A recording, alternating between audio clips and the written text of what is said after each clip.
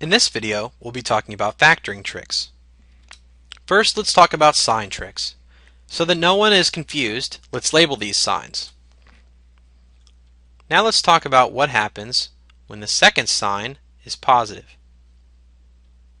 When the second sign is positive, we will have two different scenarios. Either both factors will have a plus sign, or both factors will have a minus sign.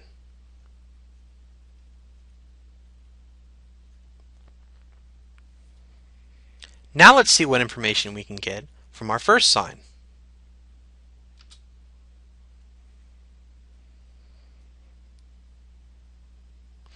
When our second sign is positive, these are the scenarios that we will have. If our first sign is now positive, then this will be the scenario that we'll have. If the first sign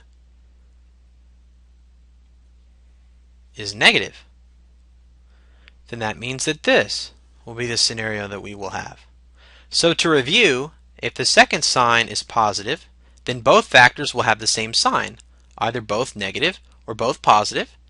And now the first sign will tell us what that sign is. If it's negative, then they'll both be negative. If it's positive, then they'll both be positive.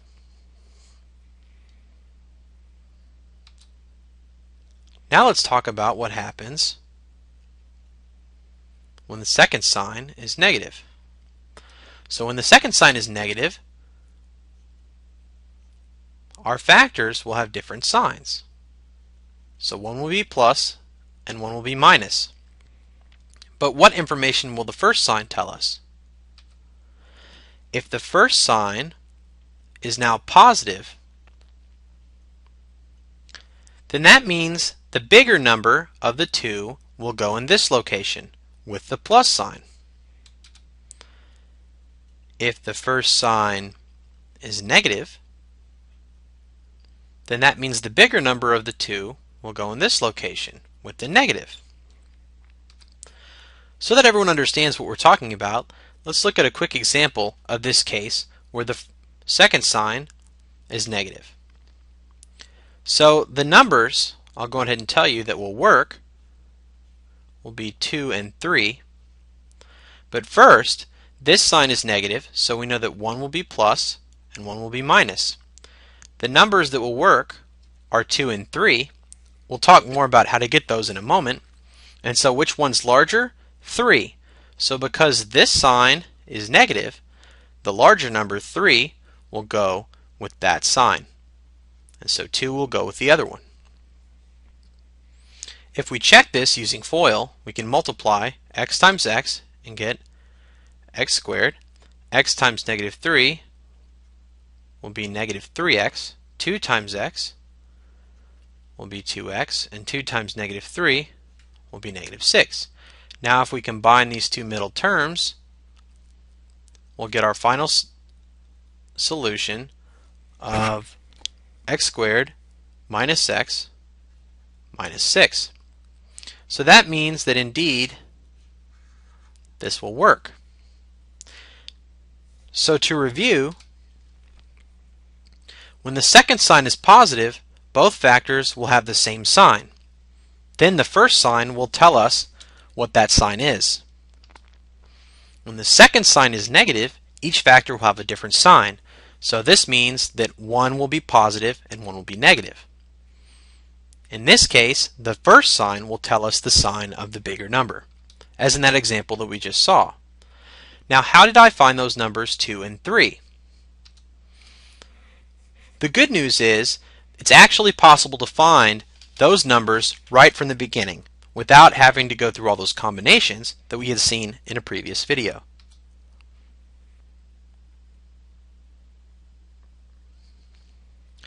What we can do is we say to ourselves that we want to find two numbers that multiply together to get this number, but do this operation to get this number. Now I don't look at the sign here. I just look at this sign. So What I want is I want two numbers that multiply together to get 15 that add together to get 8. So if I list the factors of 15, 1 and 15, those add together to get 16. 2 won't work. So 3 and 5, those add together to get 8. So those are indeed the numbers that I need. Now I look at my signs and I use my sign tricks to be able to tell me where my signs need to go. So remember, the second sign is positive, so that means that both are going to be the same. The first sign is negative, so that means that they're both going to be negative. And then I can fill in my numbers of 3 and 5. Let's look at another example. I want to find two numbers that will multiply together to get 12 that will subtract or differ by 4. So if I list the factors of 12, I have 1 and 12, 2 and 6, 3 and 4. So 1 and 12, those differ by 11. 2 and 6, those differ by 4. 3 and 4, those differ by 1. So the number that I was looking for was 4, and so that means that these will be the numbers that I'm going to use. Now I use the tricks about signs to tell me where my signs will go. So this sign was negative, so that means that one will be plus and one will be minus. This sign is negative, so that's going to be the sign of the larger number. The larger number was 6, so the 6 is going to go here because of this minus sign, and then the 2 will go here. Let's look at another example. I want to find two numbers that will multiply together to get 20 that will add together to get 9. So if I list the factors of 20, 1 and 20, 2 and 10, 4 and 5, and 4 and 5 do add together to get 9. So those are the numbers that I need to use. Now I'll use my tricks about signs. This sign, the second sign, is positive, so that means that both will be the same. The first sign is negative, which means that they're both going to be negative.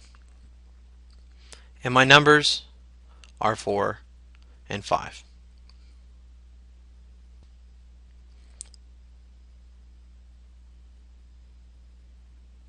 Example 6. I want to find two numbers that will multiply together to get 32 that will differ by 14. So first I'll list the factors of 32, 1 and 32, 2 and 16, 4 and 8. So now let's find the ones that differ by 14. That would be 2 and 16. So those are going to be our numbers. Let's use our tricks about signs to show us how that these will factor. This second sign is negative, so that means that one will be plus and one will be minus. Our first sign is positive, so that means that our larger number will be positive. Our larger number was 16, so 16 will go here and 2 will go here. Now let's talk about how to factor trinomials when a is not equal to 1.